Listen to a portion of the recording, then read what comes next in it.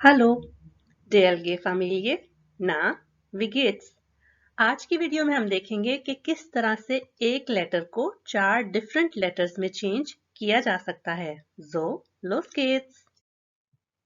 जी, तो हमारा first letter जिस टॉपिक पर होगा वो है Sie können nicht zur Arbeit kommen, Ihr Kind ist krank। इसी से मॉडिफाई करके हम सेकेंड, थर्ड और फोर्थ लेटर बनाएंगे, लेकिन उसमें थोड़ा सा कॉन्टेक्स्ट का डिफरेंस होगा जो कि हम थोड़ी ही देर में देखेंगे।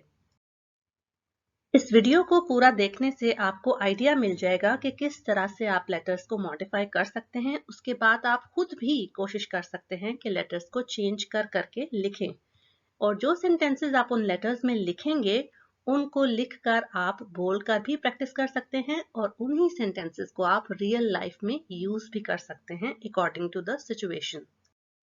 फर्स्ट लेटर, जैसे कि मैंने आपको टॉपिक बताया था, वो मैंने लिया है स्टूडियो डे A1 की बुक से, जिसका लिंक मैं डिस्क्रिप्शन बॉक्स में दे दूंगी।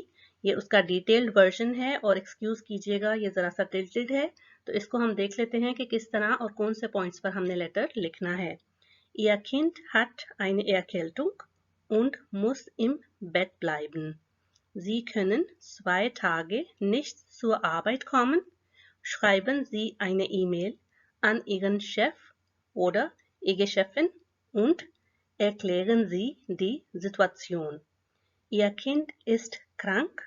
Sie kommen am Mittwoch wieder zur Arbeit. Sie haben auch Ihre Kollegin angerufen und informiert। यहाँ पर आपको एक बात बताती चलूं कि लेटर की स्टेटमेंट को गौर से पढ़ना बहुत जरूरी है, क्योंकि उसी से आपको पता चलता है कि किन पॉइंट्स पर आपने लिखना होता है। तो आइए फिर वन बाय वन देख लेते हैं कि इस लेटर को हम किस तरह से लिखना शुरू करेंगे। अगर आप ये सोच रहे हैं कि यहाँ पर ईमेल लिखा है और मैं लेटर बोल रही हूँ, तो उससे कोई फर्क नहीं पड़ता। बेसिकली हमने अपनी बात ही कन्वे करनी है, और इन दो वर्ड्स को देख के आपको पता चल गया होगा कि ये एक फॉर्मल लेटर है, क्योंकि हमने अपने बॉस को लिखना है, एक्सक्यूज करना है कि हम 2 दिनों के लिए काम पर नहीं आ सकते। तो इसको आप इस तरह से स्टार्ट करेंगे। Sehr geehrter Herr Siebert, ये आपने नाम यूज किया है अपने बॉस का। oder sehr geehrte Frau Siebert, इन दोनों में से कोई भी आप एक चूज करके लेटर को स्टार्ट करेंगे। जैसे कि मैं अपनी पिछली लेटर राइटिंग की वीडियोस में बता चुकी हूँ कि लेटर की स्टेटमेंट्स को देखकर आप उन्हीं को मॉडिफाई करके भी लेटर में यूज कर सकते हैं, जैसे मैंने इन 2 स्टेटमेंट्स को मॉडिफाई करके अपनी पहली 2 स्टेटमेंट्स बनाई हैं। Meine Tochter ist krank und muss im Bett bleiben. Ich kann 2 Tage leider nicht zur Arbeit kommen। बस आपने leider वर्ड ऐड किया है और ऊपर बता दिया है कि आपकी बेटी बीमार है। अगर आपने यहाँ पर अपने बेटे के बीमार होने का बताना है तो आप कह सकते हैं Mein Sohn ist krank, और आगे वैसे का वैसा ही रहेगा।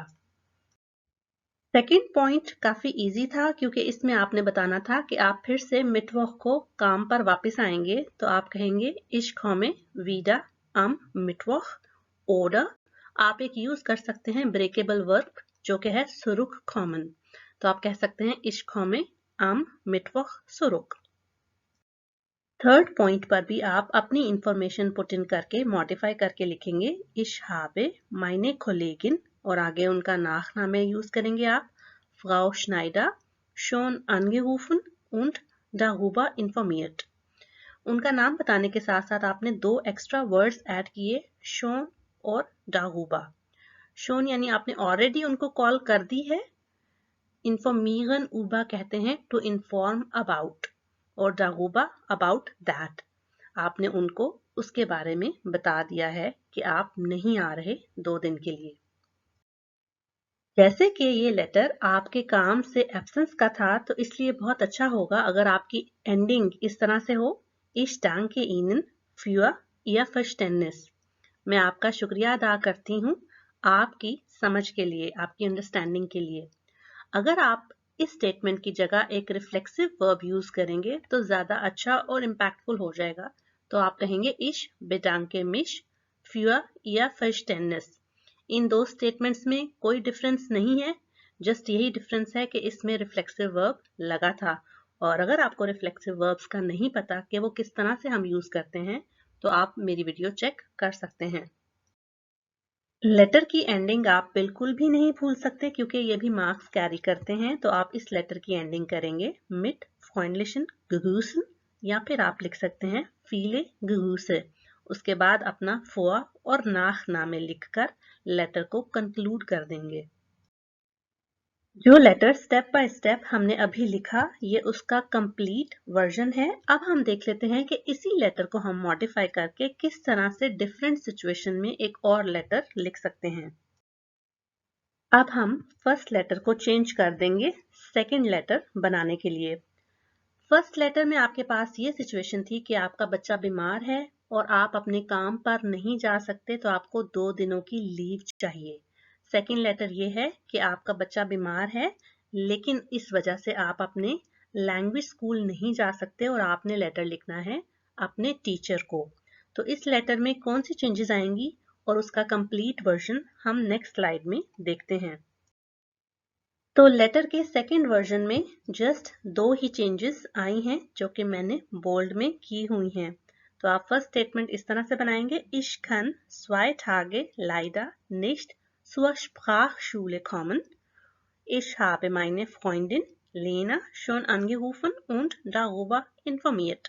तो इससे आपको पता चला कि ये तो बिल्कुल बेसिक चेंजेस थी जो कि आप किसी भी लेटर में कर सकते हैं उसकी सिचुएशन को चेंज करने के लिए। थर्ड लेटर ये होगा कि Sie sind krank, Sie können nicht zur Sprachschule kommen. अब आप खुद बीमार हैं और इस वजह से अपने लैंग्वेज इंस्टीट्यूट नहीं जा सकते। तो इसमें आप थोड़ी सी मॉडिफिकेशन करेंगे जो कि मैं आपको बताती हूँ। फर्स्ट स्टेटमेंट वैसी की वैसी रहेगी और अगर आप आसवाए में ये लेटर लिखेंगे तो आप कोशिश कीजिएगा कि एक नेबन ज़ात्स का यूज करें। नेबन ज़ात्स अगर आपको नहीं पता तो उसकी वीडियो का लिंक भी मैं दे दूंगी। उसके बाद आप ये भी मेंशन कर सकते हैं Mein Arzt hat mich für eine Woche krank geschrieben. आपके डॉक्टर ने आपको 1 वीक के लिए सिक लीव दी है। Ich komme am nächsten Mittwoch zurück. Next आप मिटवॉक को वापस आएंगे। Meine Freundin hilft mir bei den Hausaufgaben. जो आपकी होम टास्क आपके स्कूल में दी जाती हैं तो आपकी फ्रेंड आपकी मदद कर देगी उनको सॉल्व करने के लिए। फोर्थ लेटर में सिचुएशन ये हो गई है कि Ihre Tochter ist krank, sie kann nicht zur Schule kommen. अब आपकी बेटी बीमार है और वो अपने स्कूल नहीं जा सकती। अब ये भी लेटर थर्ड लेटर के पैटर्न पर ही फॉल करेगा। यहाँ पर मैं आपको ये बता दूं कि थर्ड और फोर्थ लेटर में मैंने थर्ड पॉइंट चेंज किया था और वो थर्ड पॉइंट आप उस सिचुएशन में लिखेंगे जब थर्ड पॉइंट में हाउस ऑफ गार्बन और क्वेश्चन मार्क दिया होगा कि होम टास्क का क्या होगा। तो इसलिए फोर्थ लेटर भी उसी पैटर्न पर फॉल करता है और इसके लास्ट स्टेटमेंट को आप इस तरह से मॉडिफाई करेंगे Ich helfe ihr bei den Hausaufgaben, यानी मैं अपनी बेटी को मदद करूंगी उसके होम टास्क को करवाने में। तो इस तरह से अब आपको पता चल गया कि किस तरह से हम एक ही लेटर को मल्टीपल वर्जन्स में डिवाइड करके अपनी राइटिंग की प्रैक्टिस कर सकते हैं। समरी स्लाइड में हम देख लेते हैं कि हमने किस तरह से एक लेटर को सेकंड, थर्ड और फोर्थ लेटर में डिजाइन किया और किस तरह से सिचुएशंस के अकॉर्डिंगली सेंटेंसेस को मॉडिफाई किया। जैसे कि मैंने इस वीडियो के स्टार्ट में आपको बताया था, आप भी इसी पैटर्न को फॉलो करके चेंज कर सकते हैं लेटर्स को और बहुत सी प्रैक्टिस कर सकते हैं। और यहाँ पर एक बताने की बात यह है जो कि बहुत बहुत ज़रूरी है और वो ये कि आपने लेटर के स्टेटमेंट को ध्यान से पढ़कर समझना होता है, क्योंकि अगर आप उसमें कंफ्यूज हो जाएंगे और आप लेटर ठीक नहीं लिखेंगे तो उस लेटर में आपको 0 मार्क्स भी आ सकते हैं। इसलिए लेटर की स्टेटमेंट को समझना बहुत ही इम्पॉर्टेंट है और जब आपको वो समझ आ जाए तो आप खुद कॉन्फिडेंट फील करते हैं, एग्जाम को अच्छे तरीके से सॉल्व करते हैं और लेटर राइटिंग में आपके पॉसिबली बहुत अच्छे मार्क्स आ सकते हैं। A1 और A2 का एग्जाम देने से पहले आप बहुत सी राइटिंग की प्रैक्टिस करें और इन स्टेटमेंट्स को अपनी नोटबुक पर लिखा करें।